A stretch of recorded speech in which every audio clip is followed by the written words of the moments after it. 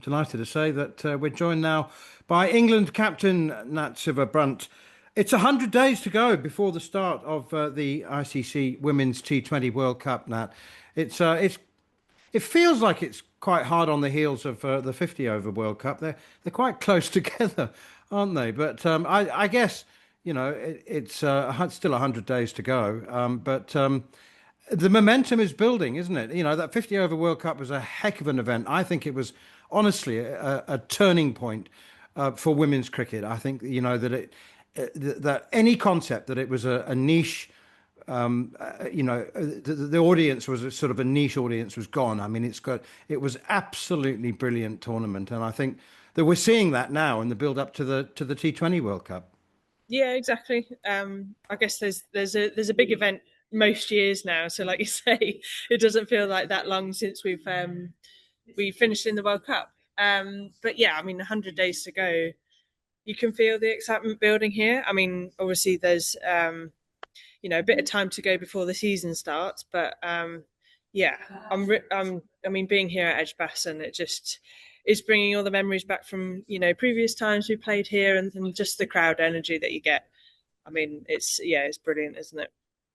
No, I mean, on home soil, you got the semi-final, like Manners was saying, what a great tournament the last global tournament was.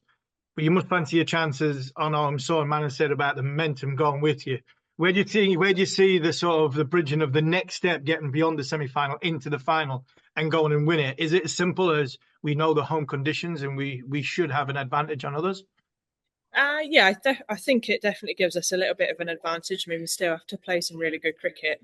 And I guess one thing we know about T20 cricket is anything can happen. And it's a game that can change so quickly. So, yeah, we'll see what happens. But I mean, yeah, what an opportunity we have to get to a final in a home World Cup. I mean, you couldn't ask for a better chance for it, really, as captain myself. And yeah, I'm really, really looking forward to it.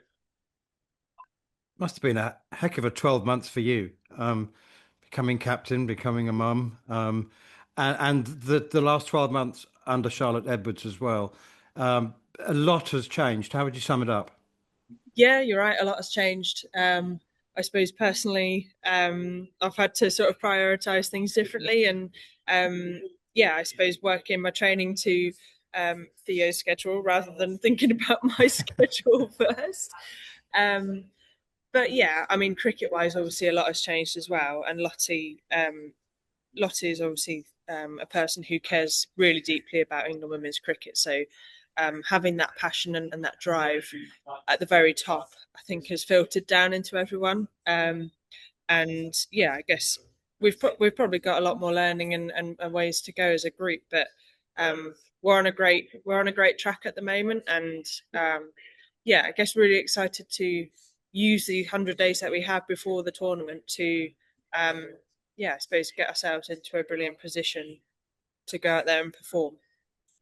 You say you're on a great track. I think you're talking about cricket now. You look at the Lionesses in football in 2022 when they won the Euros. Is that the driving force that you can take women's cricket to the next level by winning at home? And how much inspiration can you take from that to think where you could take it if it can be successful on home soil? Yeah, I mean, thinking back to that time, we were all fans. Obviously it's the summer, and we're playing cricket, but we're all football fans as well, and England fans. So being part of the I suppose supporters in that time, you could just feel the country getting behind them, and the excitement. I mean, putting yourself in, when they win, putting yourself in their shoes and just thinking, oh my gosh, that could actually be us. Yeah. So allowing yourself to dream about that, I suppose, is an experience that I guess everyone hopes for in their cricket career, to be able to lift a World Cup trophy. But yeah, what a privilege it would be to be able to be in that final and to be able to compete for the trophy. So yeah, we'll hopefully be taking some inspiration from the Lionesses and the Red Roses as well, see with their World Cup win. So yeah, what a time for women's sport, and hopefully we can, I suppose, be the next group, the next team to be able to do it. What about your personal workload? There were concerns, just as there were with Ben when he took over captaincy of the men's team. But as a top order batter and a premier all rounder, and the captain, are you? Is that all? You seem to be coping very well indeed. There's also, franchise cricket to fit in, and a Test match at Lords. I've got to ask you about that as well. What a Yeah, massive occasion! yeah, I guess yeah, that was something that I thought about quite a lot when taking over, I suppose. But I try to take things in my stride and try not to let it look like it's affecting me on the outside. So hopefully that's still the case. Yeah, there is obviously a lot that goes on to into leading your country and preparing for a big tournament like this. So yeah, I suppose making sure I have that space for my own mind. But I mean, Theo helps with that. I'm not really thinking about tactical side of things when changing a nappy or something like that. But yeah, I mean, yeah, it is a big workload, but I mean, it's such a privilege to be able to be in this position. And I absolutely love being an all rounder and I guess trying to be the workhorse of the team as well. I mean, taking inspiration from Ben and how he's done it is just, you can see how much it takes out of him, especially in a test match. And yeah, I mean, to be willing to put yourself on the line for that, for your country, yeah, what a privilege it is to be able to do that. And yeah, so I love doing it really.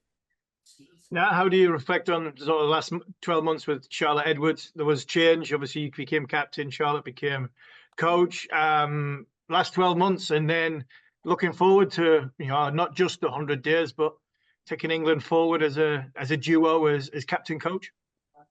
Yeah, yeah, like you say, that a lot has changed. I mean, it was after a tough Ashes series. Obviously, we had a few changes. So yeah, I suppose trying to not pick the team up, but make sure that everyone still has confidence in themselves. And yeah, in that we sort of changed a few things, I suppose, in the way that we want to work as a group, not necessarily on the pitch, but just being really open and honest, and I suppose open to challenge.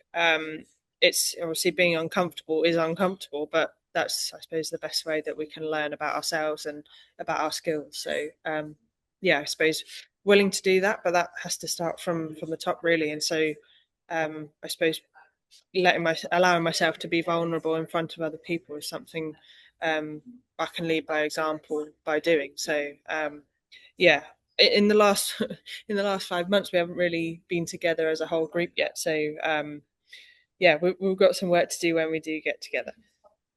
Now, I know you've got a busy schedule, but I must ask you about Australia. What is it about their continued success? Every team likes to do things their own way, but you can learn from the best, I suppose. And I also have got to ask you about Elisa Healy and her last game. Yeah, absolutely. I mean, Australia have been a thorn in our side since I started playing. Really, I mean, yeah, what a successful team. I mean, they have the privilege of having a lot of all rounders in their side, so they can pick from 6, 7, 8 bowlers at any time, who are also in their own domestic teams top order batters. So I suppose having that balance has helped them a lot.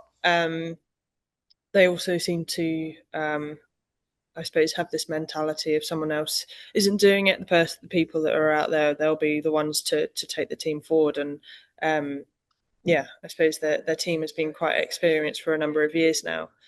But like you say, with Alyssa Healy retiring, that will leave a little bit of a hole in their side. And I suppose their experienced players that are left will have to take over. But I mean, personally, I'll be glad to see the back of her. To be honest, she's always trying to whack me out of the park. So yeah, it'd be nice not to have to bowl to her. But I mean, what a career she's had in her last ODI, getting such a big score. I mean, we saw that in the 50 over World Cup in New Zealand. That's her previous best scorers against us.